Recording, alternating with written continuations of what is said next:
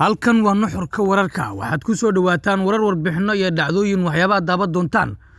barnaamij wareedkan aan idinkugu soo gudbin doona hadduu alweyn raalli ka noqdo saaxiibayaal daawadayaal waxaa ka mid noqon doona madaxweyne xasan sheekh maxamuud oo mar kale booqanaya xerooyin kale oo ay ku sugan yihiin ciidamo ka tirsan xoogga dalka Soomaaliyeed ee tababarka uga maqan dalkaasi Eritrea waxaan idin soo gudbin doonaa goobaha kale ee uu booqan doono madaxweynaha jamhuuriyadda xasan sheekh maxamuud daruufo iyo darxumo dayra ka soo yeertay Eritrea iyana warbixin ayaan ku soo gudbin doonaa oo aanu idinkugu falanqeyn doono barnaamij wareedkan maxay tahay duruufta iyo dayradaasi ka soo yeeraysa Eritrea waxaanu idinkugu soo gudbin doonaa falanqeyn warbixin dheer oo intaas aanu ku soo gudbin doono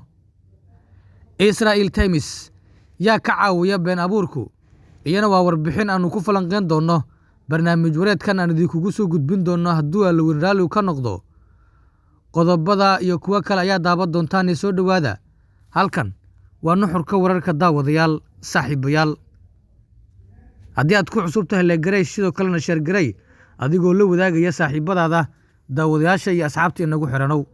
mar kale kulanti wacan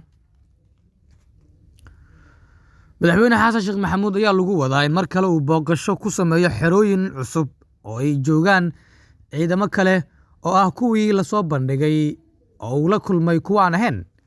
madaxweynaha jamhuuriyadda xasan sheekh maxamuud oo booqasho ku jooga Eritrea ayaa maanta mar kale booqan doona xero ay ku jiraan ciidamo Soomaaliyeed gaar ahaan qaybta ciidanka badda sida ay warinayso warbaahinta dalkaasi ciidankan ayaa la sheegay inay qaateen guud ahaan tababarka ciidanka isla markaana si gaar ah loogu carbiyay ka mid noqoshada ciidamada badda Soomaaliyeed Somali Navy Forces madaxweynaha ayaana khudbad u jeedin doona ciidanka badda Soomaaliya waxaa markii ugu horeysay aasaasay gumeystihii Talyaaniga waxaana lagu bilaabay 40 nin oo la dhihi jiray kooxdii ciidanka badda shaqadooduna ahayd maamulka dekedda waxaana ugu dambeyn si buuxdahi loo dhisay 1965 xasan sheekh maxamuud oo wehelinayo dhigiisa dalkaasi Eritrea Afwerki ayaa kilinka dambe ee shalay kormeeray cutubyada ciidanka xoogga dalka Soomaaliyeed ee tababarka u jooga dalkaasi kuwaas oo muuqaaladooda lagu baahiyay barta bulshada kuwii ugu horeysay ayaa la arkay sawirada askartaasi tan iyo 2019 aanina la saarin kadib markii si khiyaano ah dowladdii hore u geysay dalkaasi iyadoo markii hore lagu qoray in tababar lagu qaadayo dalka Qatar oo farmaajo Fahad saaxiib la ah uu markaasi caawinayay madaxweyne xasan ayaa waxaa horay u ballan qaaday inuu juhdi xoogan geli doono sidii askartaasi dib loogu soo celin lahaa dalka wuxuuna ka hor dib u doorashadiisii sheegay inuu ka farxin doono waalidiinta dhalinyaradu ka maqan tahay ku dhowaad 3 sano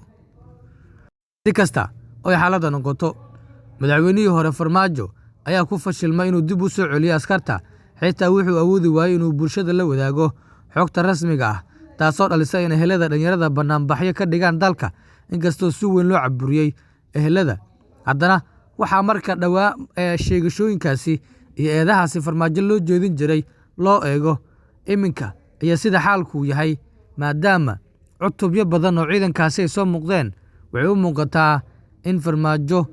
uu ka run sheegay sax ahaanshaha wixii kolkaasi ahaa iyo aamusnaanta maadaama sidoo kale ay soo baxeen xogo iyo dhacdooyin la xidhiidhay ciidankaasi oo doodo xoogan uu ka taagnaa maqnaashiyahooda balse iminka ay soo muuqdeen cadad xoogan oo markaasi tira ahaan aad u badnaa si kasta oo xaaladda noqoto waxaanu eegi doonaa duruufo iyo darxumo dayra ka soo yeertay Eritrea maadaama dalkaasi oo ah dal xirxiran tababarna loogu qaaday ciidan Soomaaliyeed dadka qaarkiina ay tababarin dalkaasi loo geeyo dhalisan yihiin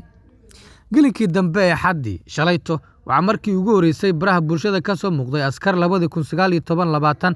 tababar loogu qaaday dalka Eritrea kadib markii uu madaxweynaha Soomaaliya xasan sheekh maxamuud booqasho ku tagay xero lagu tababaro oo ku taala buuraleyda dalkaasi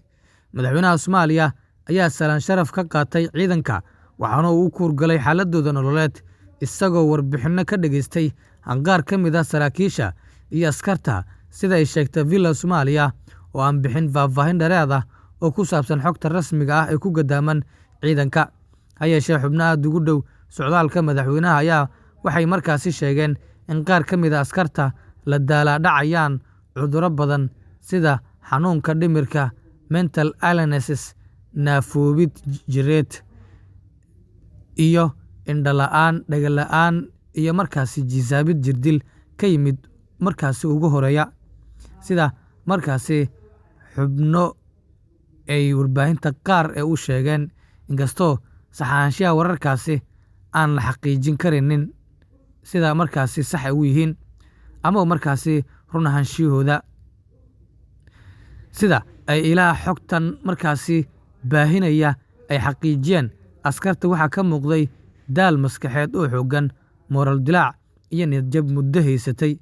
kaasoo ka turjumaya xaalad adag oo ay ku jiraan. Waxaana si hoose loo sheegay in intaasi ay ka badan aysan ku sii jiri karin duruufahaasi adag ee ka jira xerooyinka.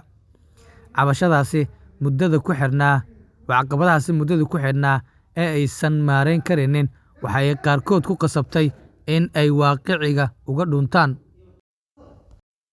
Si kasta oo ay xaaladda noqoto, mid ka mid a caqabadaha ugu weyn ee hortaagan markaasi horu socodka ciidanka Soomaaliya waxaa lagu sheegay inay tahay balwadda isticmaalaan oo caadiyan mamnuuc ka ah askarta caalamka. Xogta ku aadan in qaar ka mid a askarta Eritrea ku maqan qabatimeen alkolada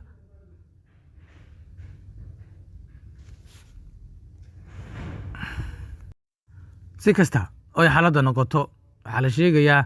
in dhabarjab ay ku tahay ciidanka tallaabooyinkaasi, inkastoo dhammaan dhacdooyinkaasi warbaahinta qaar ay qorayaan aanan sax ahaanshahoodu la hubin lana xaqiijin karinin, maadaama madaxweynuhu shalayta uu gaaray halkaasi weli warbaahin madax bannaan aysan halkaasi gaadhin, nuxurka wararkan uusan xaqiijin karinin isla wararkaasi warbaahintu qaar ay qorayso. Waa hagaag, waxaanu eegi doonaa markan saaxiibayaal daawadayaal dhacdooyinkeena kale ee barnaamij wareedkeena. Times of Israel yaa been abuurka ka saacida. Times of Israel waa warbaahin Israel laga leeyahay, waxaana ka mid tahay wargeysada afka Ingiriisiga ku baxa oo ay leedahay sahnuuniyadda xooga ku haysata dhulka barakeysan ee Qudus, waxaana u muuqataa in ay si kas ah iskugu tuurtay dabinka kooxda farmaajo qaabilsan dacayadaha, kuwaasi oo waqtigooda dhan gelinaya inay durba suurad xumeeyaan maamulka cusub ee madaxweyne Farmaajo. Ayay markaasi leeyihiin xubno iyagu markaasi aragtiyadaasi diidan. Warbaahinta Soomaalida ayaa aad u qaada dhigtay saacadihii lasoo dhaafay warbixin markaasi wargeyskaasi oo qoray kaasi oo loo sameeyey ciwaan soo jiidasho leh oo ah madaxweynaha Soomaaliya oo qorsheynaya inuu baarlamaanka kala hadlo xiriirka suurtagalka Israa'iil. Ugu horreyn, waxaa markaasi su'aalo badan la iska weydiiyey dhacdooyinkaasi, halka majalladan ka soo bilowday wararka la xiriira in Xasan Sheekh Maxamuud qayb ka yahay madaxweynayaal muslimiin sunni ah oo doonaya caadiyeynta sahnuuniyadda normalization with Israel, taasoo ay horey ugu dhaqaaqeen madaxda inta badan dalalka Carabta oo Imaaraadka, Qatar iyo Sacuudiga ugu horeeyaan. 5 Juulaay 2016 ee ku beegneed dabayaaqadii muddaxileedkii hore ee madaxweyne Xasan, Israel Times waxa ay qortay in ra'iisul wasaare dalkaasi Netanyahu la kulmay madaxweynaha Soomaaliya, kaasoo ay ku sheegeen inuu ahaa kulankii ugu horeeyay oo heer sare ah oo dhexmara waxay ugu yeereen labada dal. Warbixintaasi waxay ku sheegeen inay ka soo xigteen warbaahin maxalli ah oo ah Xasan xilligaasi mucaarad ku ahayd, siday carbaabeen in saraakiil aysan magacooda xusin, waxayna noqotay warbixin aad loo akhristay oo mareegtaasi bartay Soomaalida. Ha yeeshee xafiiska madaxweynaha ayaa xilligaasi ku fahmay ama ku tilmaamay waxba kama jiraan runtana ka fog. Ku dhawaad 6 sano kadib warbixintaasi, dib u doorashadii Xasan Sheekh 2022 May waa 22 May mar kale waxay majalladu daabacday in baarlamaanka Soomaaliya dib u soo celiyay hogaamiye si qarsoodi ah ula kulmay Netanyahu 2016, taasoo ay ku tilmaameen horumar wanaagsan oo ku aadan caadiyeynta Muqdisho iyo Jerusalem. Sida xugu muujinayaan, labada xiliba waxa daabacnaa ama markaasi daabacadda warbixintaasi gacan ka geystay shakhsiyaad Soomaali ah oo ka soo horjeeda siyaasadda madaxweyne Xasan Sheekh Maxamuud. Xubnahaasi waxay qayb ka qaateen faafinta xogta oo iyagu markii hore gudbiyeen ee aad markaasi oo ahayd mid aanan sax ahaanshiyeeda la hubin si kasta oy xaaladda noqoto. waxaana si markaasi la isaga horkeeno madaxweynaha iyo shacabka Soomaaliyeed bishii hore si loo suurad xumeeyo socdaalkii madaxweyne xasan ku tagay Imaaraadka. kooxda farmaajo dacayada u faafisa waxay buunbuuniyeen war aan waxba kama jirin kaasoo ahaa in xasan uu sii gudbay Tel Aviv. ha yeeshee afhayeenka madaxweynaha Cabdikariin Cali Kaar oo warbaahinta la hadlayay ayaa ku tilmaamay waxba kama jiraan wararkii xoogganaa ee warbaahinta qaybahooda kala duwanaa ay qorayeen.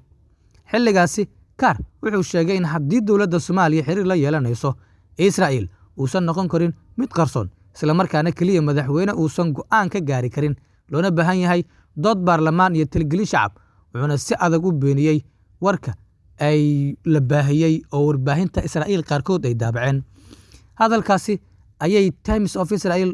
u rogtay in afhayeenka madaxweynuhu uu sheegay in xukuumadda Soomaaliya doonayso inay golayaasha baarlamaanka kala tashato suurtagalnimada xiriir diblomaasiyadeed oo la yeesho Israa'iil. waxaana mar kale xogtaasi oo turjuma gudbiye shakhsiyaad markaasi iyagu la sheegayo in xasan ay dhalisan yihiin sida xubnaha qaar ay leeyihiin, laakiin weli sax ahaanshiyeeda lama hayo. iyo xogta wargeyskaasi uu baahiyey in warkii afhayeenka Villa Soomaaliya oo la gediyey ay tahay in kale. halkan waa nuxurka waxaan idinkaga tagnaa sida iyo nabadiina amaana Allah saaxiibayaal daawadayaal.